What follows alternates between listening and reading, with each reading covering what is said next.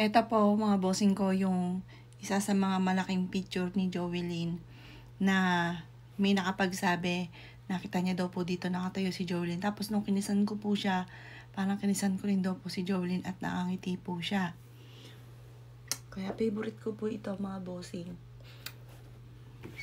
Yan, eto maikwento ko po sa inyo. Kahapon, yung picture niya yan, nakangiti po siya dyan. Pero hindi siya ganun kangiti kung ikukumpara dito. Pero unang tingin ko dyan, ang lungkot ng mukha niya, parang nabago. Para bang nabago yung mukha po niya. Tapos sabi ko, anak, ba't malungkot ka?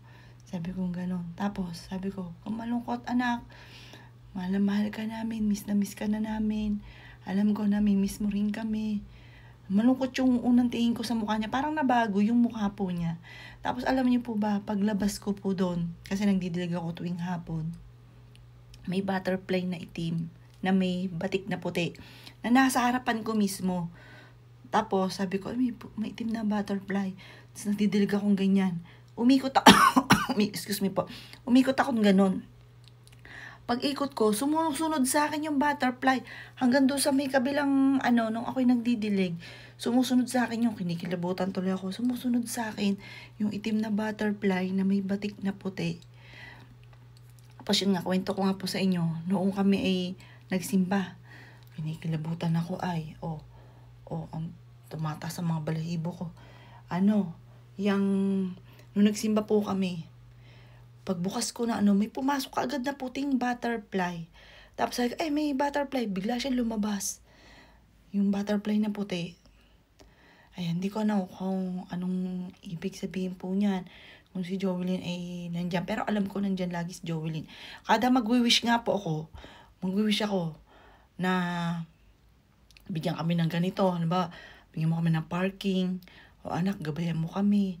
O kaya itong taong ito na bago namin kakilala, kung hindi maayos sa amin, gumawa ka ng paraan para, kumbaga, hindi na namin kasi baka maloko na naman, or kaya po, samantalahin na naman yung mga ganun. Tapos yun, nangyari po siya.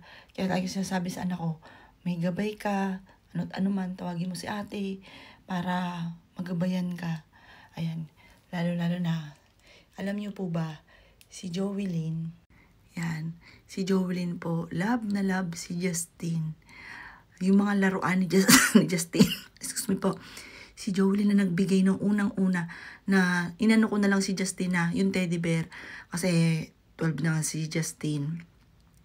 Yakap-yakap niya at inaamoy-amoy. Bigay daw kasi na ate niya yun. Sa kanya nagsimula yung mga laruan. Hanggang sa nangulekta na si Justin ng laruan. Love na love ni ate.